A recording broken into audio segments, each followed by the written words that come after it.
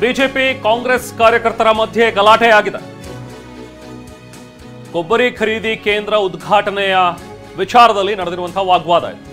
ತುಮಕೂರಿನ ಎಪಿಎಂಸಿ ಯಾರ್ಡ್ನಲ್ಲಿ ನಡೆದಿರುವಂತಹ ಘಟನೆ ಇದು.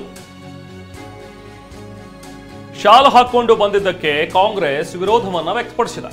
ಬಿಜೆಪಿ ಕಾರ್ಯಕರ್ತರು ಶಾಲ್ ಹಾಕೊಂಡು ಬಂದಿದ್ರು. ಸೊ ಹಾಗಾಗಿ ಇಲ್ಲಿ ಕಾಂಗ್ರೆಸ್ ಕಾರ್ಯಕರ್ತರು ಅದನ್ನ ವಿರೋಧ ಮಾಡಿದ್ದಾರೆ.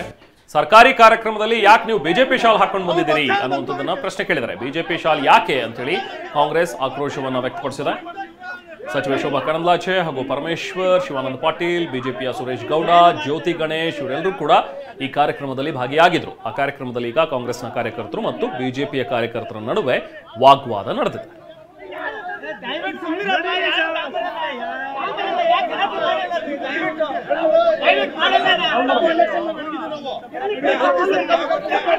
ಮತ್ತಷ್ಟು ಡೀಟೇಲ್ಸ್ ಪಡೆಯೋಣ ನಾವು ಪ್ರತಿನಿಧಿ ಮಹೇಶ್ ಅವರಿಂದ. ಮಹೇಶ್, ಮುಖಂಡರೆಲ್ಲ ಇದ್ದಾಗ್ಲೇನೆ ಈ ರೀತಿ ವಾಗ್ವಾದ ನಡೀತಾ ಇಲ್ಲಿ, ಈಗ ಹೇಗಿದೆ ಪರಿಸ್ಥಿತಿ? ಯಾಕೆ ವಾಗ್ವಾದ ಮಾಡ್ಕೊಂಡಿದ್ದೀರು?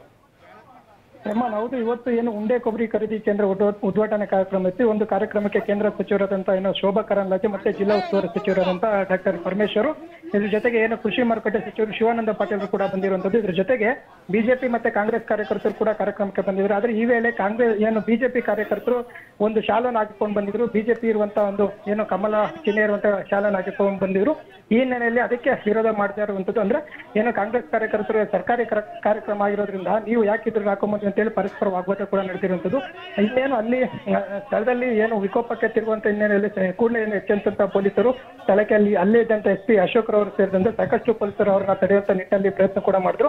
ಮತ್ತೆ ಪರಸ್ಪರ ವಾಗ್ವಾದ ಕೂಡ ಉಂಟಾಗಿದ್ದು. ಸದ್ಯ ಪರಿಸ್ಥಿತಿ ತಿಳ್ಕೊಂಡಿರುವಂತದ್ದು ವೇದಿಕೆ ಕಾರ್ಯಕ್ರಮ ನಡೀತಾ ಇದೆ. ಸದ್ಯ ಈ ಒಂದು ಏನು ಬಿಜೆಪಿ ಶಾಸಕರು ಕೂಡ ಒಂದು ಕಾರ್ಯಕ್ರಮದಲ್ಲಿ ಭಾಗಿಯಾಗಿದ್ದಾರೆ. ಸುರೇಶ್ ಗೌಡ್ರು ಮತ್ತೆ ನಗರ ಶಾಸಕರಾದಂತಹ ಜ್ಯೋತಿ ಗಣೇಶ್ ಕೂಡ ಇರುವಂತದ್ದು.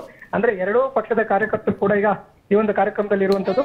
ಆ ಒಂದು ಶಾಲೆಗೆ ತೀವ್ರ ವಿರೋಧ ವ್ಯಕ್ತಪಡಿಸಿ ಒಂದು ಸ್ವಲ್ಪ ಹೊತ್ತು ಗೊಂದಲದ ವಾತಾವರಣ ಕೂಡ ಉಂಟಾಗಿರುವಂತದ್ದು ಕೂಡ ಆಗಿದೆ. Rahman. Okay, thank you Mahesh.